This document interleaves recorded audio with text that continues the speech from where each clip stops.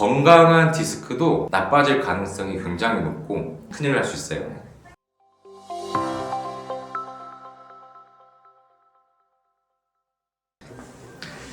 안녕하세요. 신세계 서울병원에서 척추진료를 하고 있는 김현우라고 합니다. 코로나가 가니까요, 이제 목감기 시대가 온 것 같습니다. 저도 감기가 잘 안 걸리는데 또 감기 한번 걸리고 또 3주간 목소리가 안 나와가지고 한참 고생하다가 드디어 이제 목소리가 나오기 시작해서 말씀드리고 알리고자 하는 것들 오늘 또 편하게 쉽게 말씀드리도록 하겠습니다.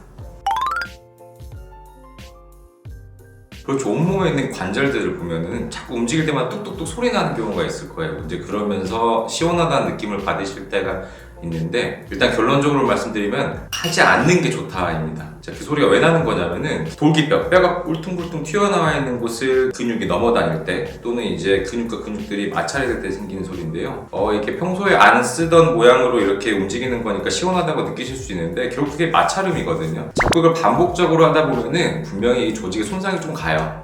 그러니까 가급적이면 하지 않는 게 좋겠어요.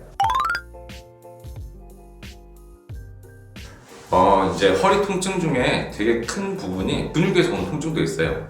디스크가 있건 협착전에 신경이 눌리건, 아무튼 이 근육통이 근육 자체를 많이 써서 생기는, 바닥이 많이 써서 생기는 근육통도 있고, 어딘가에서 신경이 자극받아가지고 신경의 지배를 받는 근육이 이상하게 되면서 통증이 생기는 경우들이 있는데, 결국 이제 밖에서 보면 지압원, 마사지 숍 이런 것들이 전부 이 근육을 풀어주는 거고, 근육을 이렇게 이완시키고 압력을 줘가지고 풀어주는 건데요. 자, 이렇게 근육통에는 그런 치료들이 좋아요. 이제 압력을 줘가지고 풀어주는 게 나쁘진 않은데, 이제 의사들이 걱정하는 거는 이렇게 이제 몸무게가 60kg, 70kg 되신 분이 막 올라가가지고 밟다 보면은 근육에만 압력이 가는 게 아니라 사실 저 안에 있는 디스크나 신경에도 압력이 좀 가거든요. 그러다가 간혹 사고가 나는 경우들이 있습니다. 특히 이제 연세가 많으신 여자분들, 기본적으로 골다공증이 있는 분들이 뼈가 골절이 좀 가거나 인대가 좀 찢어지거나 간혹 디스크가 터져서 나오는 경우들이 있거든요. 가벼운 마사지는 괜찮은데 이게 너무 압력이 크면 안 좋기 때문에 막 올라가서 밟고 뛰고 그러시면 안 돼요. 큰일 날 수 있어요. 일단 침 치료는 그래도 어느 정도 의학적인 근거가 있어요. 현대의학에서 쓰는 통증 유발점 주사 이런 것들이 침과 좀 유사한 역할인데, 이게 어떤 이유에서는 근육이 짧아지는, 그러니까 단축이 와 있을 때 이제 거기를 자극하게 되면 근육이 좀 풀리는 게 있거든요. 그런 측면에서 이제 침은 어느 정도 효과가 좀 있는데, 이제 의사들이 좀 우려하고 걱정하고 안 했으면 하시는 건 뭐냐면, 감염 문제 때문에 그래요. 감염 문제 때문에 그 침을 잘 소독을 해야 되는데, 이제 물론 한의사분들이 소독을 잘 하실 거예요. 잘 하실 건데, 이제 워낙에 많이 찌르시잖아요. 이제 어떻게 소독하는지 이제 알려진 게 좀 없다 보니까 이제 분명히 많이 찌를수록 감염의 확률은 높아지겠죠. 이제 그렇다 보면은 이제 문제가 좀 크게 되는 경우들이 있고, 이제 몸 안에 나쁜 균이 들어가면은 이제 그때부터 치료가 좀 복잡하고 어렵고 환자분도 굉장히 힘들어 하시는데, 요약하면 이게 나쁘진 않은데 그 침 치료와 연관돼 가지고 생길 수 있는 문제들이 좀 있고, 침 치료하는 과정이 아직 딱 정해져 있는 게 아니라서 의사들이 좀 우려를 많이 한다 정도로 생각하시면 될 것 같아요. 그 둘은 사실은 완전 다른 시술이라서 좀 차이점을 간단히 말씀드리는데, 고주파 수액 성형술은 답이 있어요. 고주파를 이용해서 수액, 그러니까 디스크의 안에 들어있는 핵심을 수액이라고 그러거든요. 고주파를 이용해서 이 수액의 모양을 바꾸는 성형술이에요. 바꾸는 치료가 고주파 수액 성형술이에요. 우리 오징어 튀면 오징어 막 이렇게 꾸불꾸불하면서 쪼그라들지 않습니까? 이제 그런 것처럼 튀어나온 디스크 부분에, 수액 부분에 고주파라는 열을 가하면은 그 오징어가 이렇게 쪼그라들듯이 수액 젤리 자체도 좀 쪼그라들거든요. 이제 그러면서 그 신경을 누르는 압력이 좀 줄어들어요. 이게 이제 고주파 수액 성형술이고, 이제 신경 성형술은 완전히 달라요. 이제 신경 성형술은 이제 신경 주변에 경막 외곽이라고 하는 아무것도 없는 공간이 있거든요. 신경 주변에 싸고 있는 공간이 있는데, 근데 그쪽으로 해가지고 얇은 관을 넣습니다. 꼬리뼈부터 해서 얇은 관을 쭉 넣어요. 염증이 있어 보이는 부분에, 그리고 유착이 있어 보이는 부분에 이제 관으로 뚫기도 하고, 유착을 없애는 화학물질을 넣기도 하고, 생리식염수를 넣어서 씻어주기도 하고, 염증을 줄이기 위해서 스테로이드 같은 염증을 줄이는 약물도 주사하고 하는 게 신경 성형술이에요. 그래서 요약하면 디스크 자체를 고주파를 이용해가지고 직접 건드리는 게 고주파 수액 성형술. 신경 성형술은 디스크를 건드는 건 아니고 신경 주변으로 길을 따라서 관이 올라가가지고 염증을 쉽게 쓱 없앤다 라고 생각하시는 게 좋겠어요. 아니요, 꼭 그렇진 않아요. 이게 수술했는데도 저림이 남아있으실 때 되게 고민이 많이 되실 거예요. 우리 팔 베고 자도 팔이 좀 저리지 않습니까? 팔을 베고 자고 딱 일어나도 분명히 눌렀다가 풀렸는데 저린 게 쭉 가요. 그래서 이 저림은 크게 보면 세 가지예요. 첫 번째는 뭔가 눌리는 게 남아있어서 그럴 수도 있어요. 이럴 때는 재수술을 좀 고려해 볼 수가 있겠죠. 그렇지만 두 번째는 어떻게 보면 신경이 오래 눌려서 생기는 정상적인 남아있는 통증일 수가 있습니다. 저린 게 제일 마지막에 없어지거든요. 수술하고 난데 이제 아프고 당기고 하는 건 좋아지는데 저림이 좀 남았다. 그리고 저림이 대부분 다 이제 발목 아래로만 남거든요. 거기 신경이 제일 약하니까.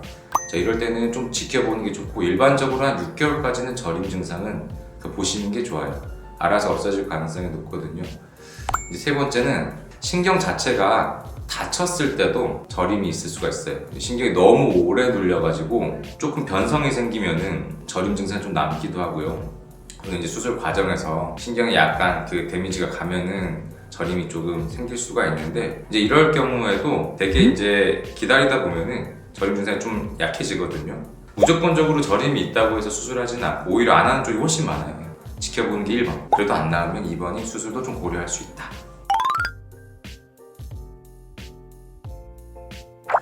엄청 연관이 크거든요. 임신을 한다는 것 자체가 몸의 몸무게가 한 5에서 10kg 정도 확 느는 거고, 그 중에서도 딱 허리 앞쪽으로 느니까 허리는 자꾸 피고 있어야 좋은 건데 앞으로 굽히는 힘을 엄청나게 많이 받게 되거든요. 건강한 디스크도 나빠질 가능성이 굉장히 높고, 원래 안 좋았던 디스크라면 임신 때문에 엄청나게 안 좋아집니다. 모든 임산부가 겪는 아주 흔한 문제들이거든요.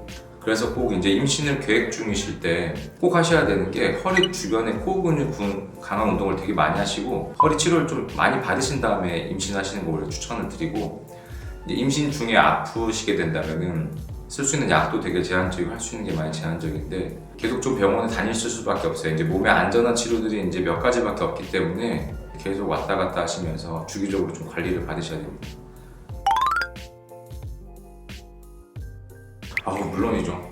저처럼 이제 좀 몸무게 많이 나가는 사람들은 되게 잘 느낄 거예요. 몸무게가 1, 2kg만 빠져도 허리 통증이 되게 많이 사라집니다. 반대로 1, 2kg만 늘어도 허리가 되게 불편해요. 결국 이제 허리가 하는 역할 중에 제일 큰 게 내 몸을 지탱하는 역할이다 보니까 이 무게랑 엄청나게 관계가 많거든요. 체중 조절하는 게 그래서 제일 쉽고 빠른 통증을 줄이는 디스크 치료 중에 하나예요. 죄송하지만 체중을 조금 줄이시면 더 도움이 될 거라고 말씀을 좀 드리고 있습니다. 그래서 저희 병원에서는 이제 비만 클리닉도 같이 하고 있어요. 이제 이유는 뭐냐, 이게 치료 중에 제일 중요한 게 이제 약 먹고 물리치료하고 수술하고 이런 게 아니에요. 결국 내 생활을 허리 부담이 안 가는 쪽으로 바꿔야 되는데, 그 중에 제일 중요한 게 체중이거든요. 이제 비만 클리닉이라고 저는 실제로는 체중 조절 클리닉, 체중 조절. 체중을 좀 더 쉽고 빠르게 조절하실 수 있도록 저희가 도움을 드리는 겁니다. 약이라든지 습관이라든지 여러 가지 치료들을 통해서요. 이게 두 개가 완전 달라요. 흔히 말하는 디스크는 디스크 탈출증인데, 탈출된 디스크는 자연적으로 흡수되는 경우가 훨씬 많습니다. 저는 디스크 수술은 거의 안 해도 된다고 말씀을 드려요. 아주 특수한 경우에만 하거든요. 100명에 95명은 자연적으로 치유가 됩니다.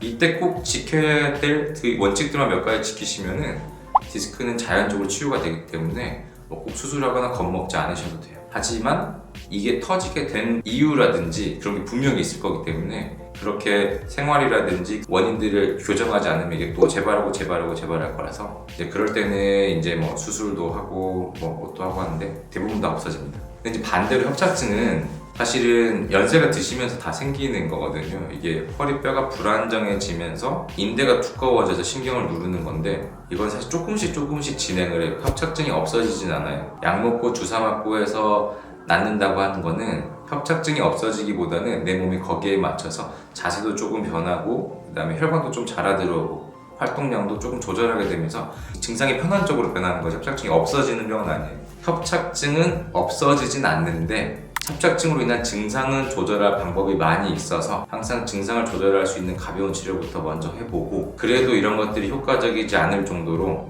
협착증이 심할 때는 수술을 하는 경우가 많이 있습니다. 그렇죠. 사실 척추 정형외과에서 이제 척추 전공하는 사람들이 되게 드물어요. 이제 이유는 뭐냐면 수술 자체도 너무 험하고, 그러니까 크고 위험하고, 그 결과라도 좋으면 괜찮은데 회진 돌고 하면은 척추수술하신 분들은 항상 이게 괴로워하세요. 수술을 해도 괴롭고 안 해도 괴롭고 수술하고 낫긴 나았는데 그래도 불편한 게 있고. 이제 그렇다 보니까 자꾸 기술들의 발전이 수술을 자꾸 작게 해서 효과적으로 치료를 하고 부작용 없는 쪽으로 자꾸 가게 되거든요. 얘만큼 째고 하던 수술들을 이제 이렇게 구멍만 뚫어가지고 한 내시경 수술들이 많이 하게 되는 거고, 막 무조건 예전에는 핀을 박아가지고 무조건 기둥을 세웠었는데 이제는 작게 수술해서 핀을 안 박아도 될 정도로 이제 딱 안 좋은 것만 없애는 그런 내시경 수술들이 많이 발전을 하고 있어요. 이제 그래서 최근에는 이제 단방향 내시경 수술이라든지 양방향 내시경 수술을 통해 가지고 아프게 하는 원인만 정확히 딱 없애게 되면은 그렇게 수술 전후로 통증이 심하지가 않거든요. 하루만 병원에 계셔도 되고, 이제 조금 더 아프시면 2박 3일 정도 병원에 계시다가 다시 일상생활을 좀 하실 수가 있습니다. 저는 주로 이 병원에서 그런 내시경 수술을 주로 하고 있어요. 이제 빠르고 안전하게 회복을 하는 걸 좀 목표로 하기 때문에 이제 저희 병원은 내시경을 중점적으로 진행을 하게 되고, 대부분은 그래서 이제 1박 2일이나 2박 3일 만에 집에 가고 계십니다.